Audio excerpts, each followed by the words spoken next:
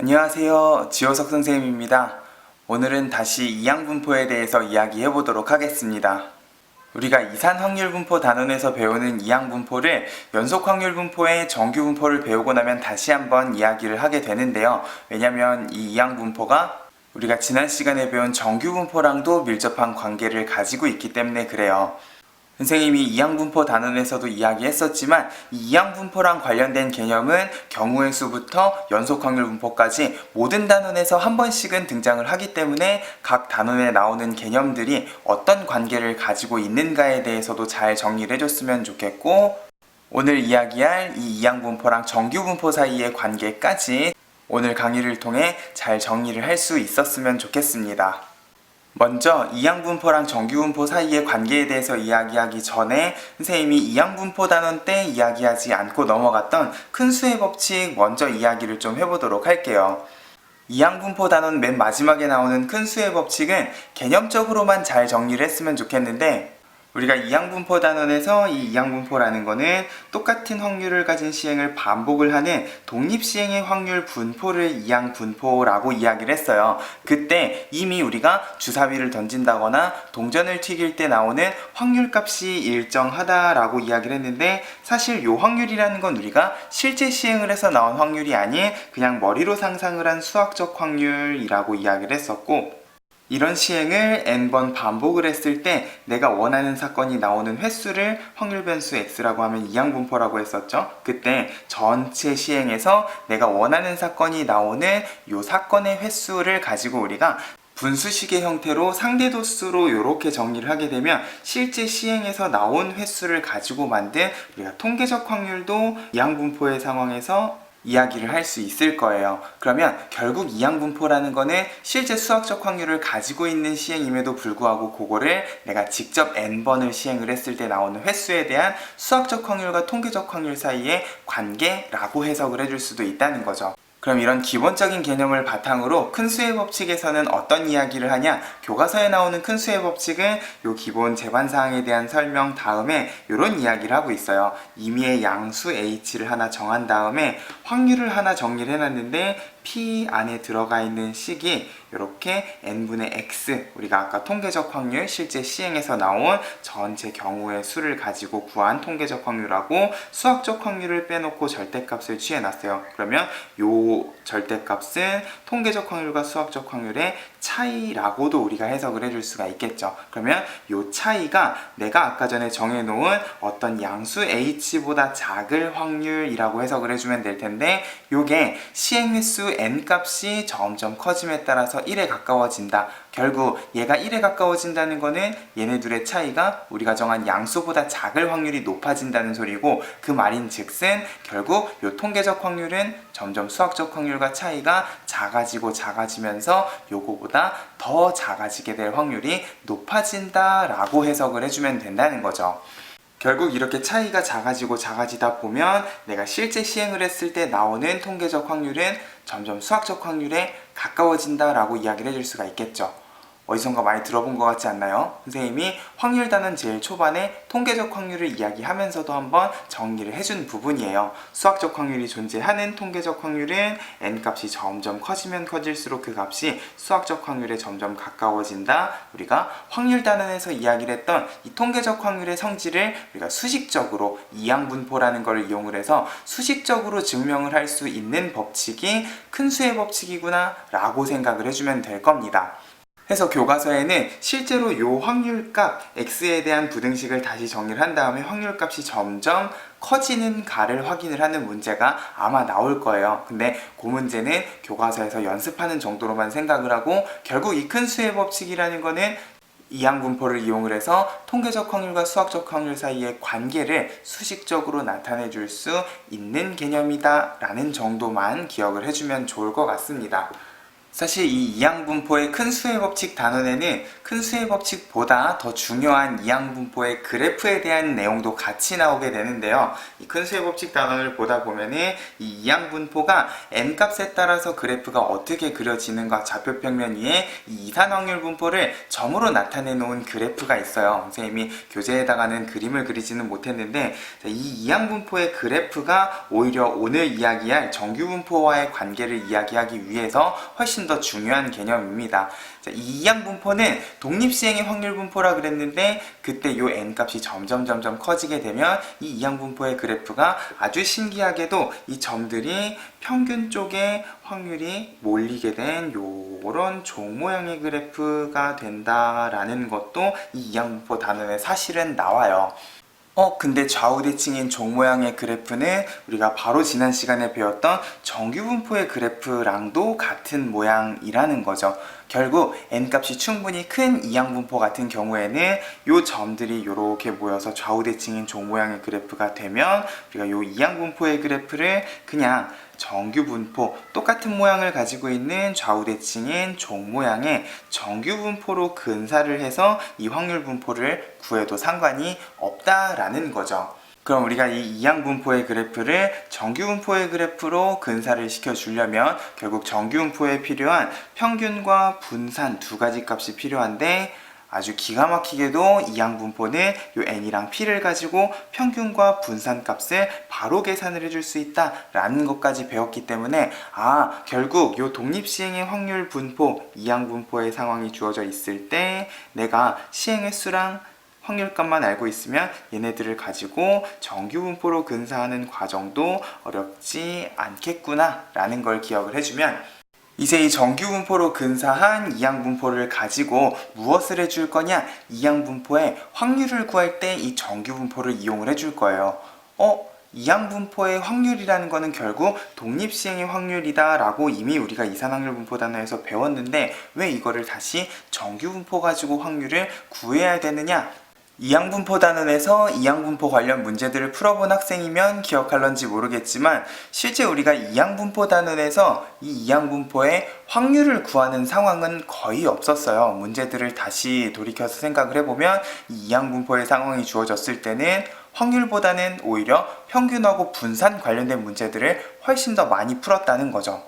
일단 이 이항분포의 확률하고 관련된 두 가지 상황을 예제 문제로 먼저 보고 나서 이야기를 하면 이해가 훨씬 빠를 것 같아요. 그래서 오른쪽에 있는 예제 레벨 1번에 두 문제를 볼 건데 둘 다 공을 던져서 스트라이크가 될 확률이 10분의 7, 확률이 일정한 상황에 공을 4번 반복해서 던졌다. 그러면 얘는 이항분포의 시행 횟수 4번, 확률 10분의 7인 상황일 거고요.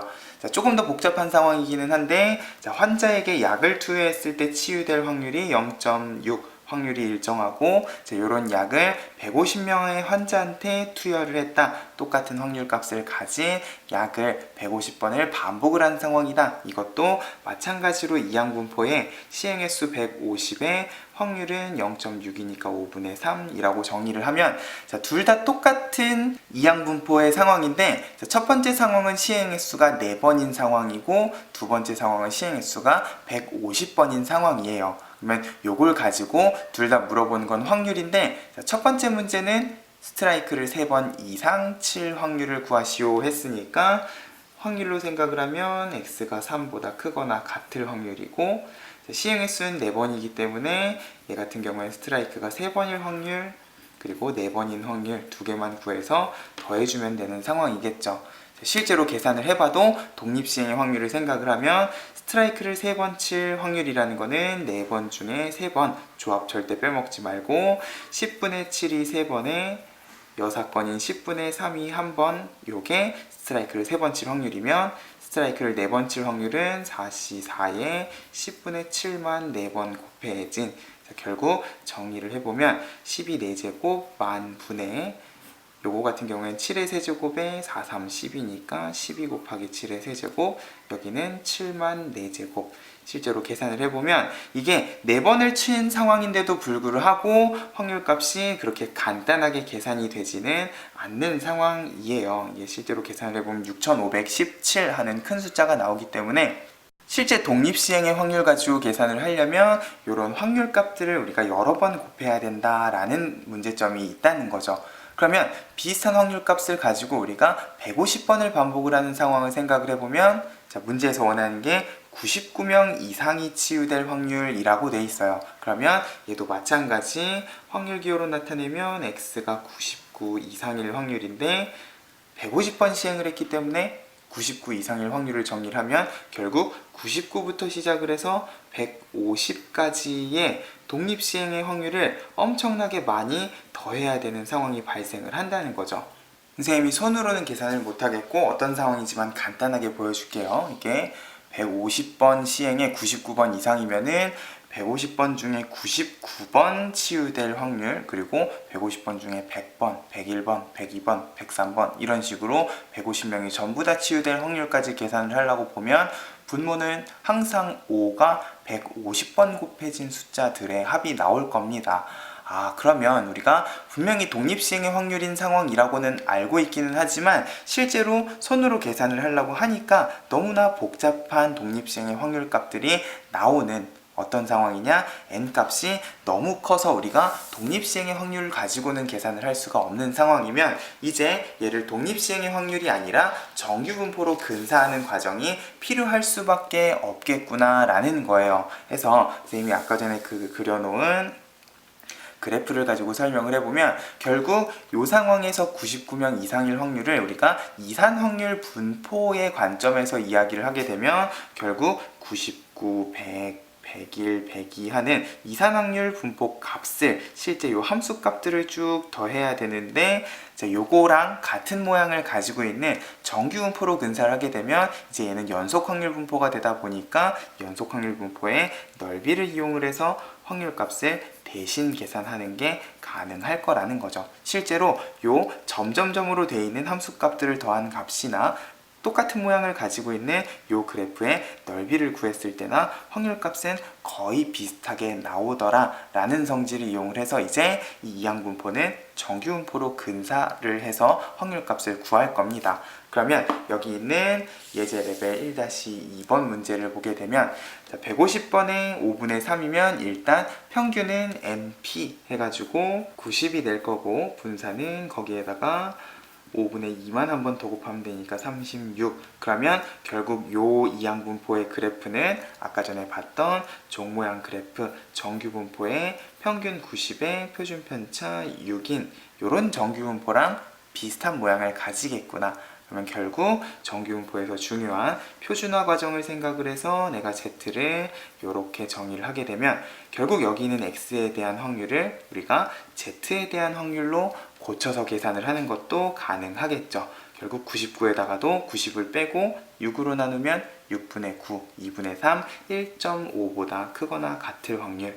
크거나 같을 확률이면은 전체 절반에서 0.5에서 여기 정규분포표 있죠? 1.5에 해당하는 0.4332의 확률을 빼서 우리가 확률값 0.0668하고 구해줄 수도 있을 거다라는 거예요.